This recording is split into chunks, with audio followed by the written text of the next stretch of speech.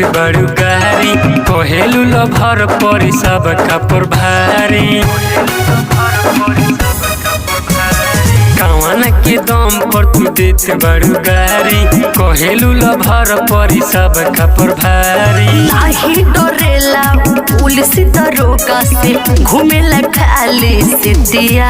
में लभर हवे बेटिया के काट दे घेटिया के आज लभर हवे बेटिया के काट दे घेटिया के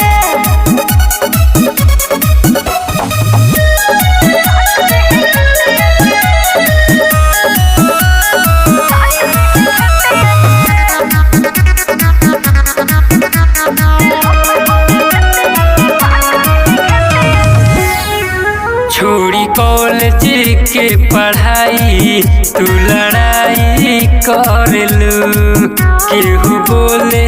जब तोहे तो कड़ाई करलू हमरा लभर पे फयार बा ओकरा से कौन रंगदार बा नाम बाटे ओकर जिला जवार करेला मर्डर रितिया से लभर हवे बेटिया के काट दे घेटिया के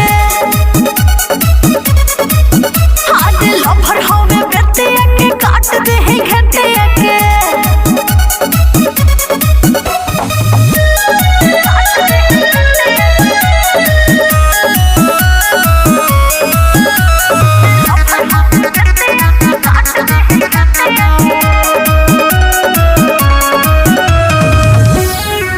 छोड़ियो करा के हमारा से प्यार कलहो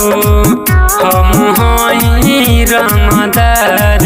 एक बार कलहो ओकरा खाली नइखे पावर में खड़ा रहे सोनू टावर में नाही सुनेला पप्पू के बतिया नाही प्रकाश संहतिया के लभर हवे बेटिया के काट दे घेटिया के रे लभर हवे बेटिया के काट दे घेटिया के presented by Sonia Music with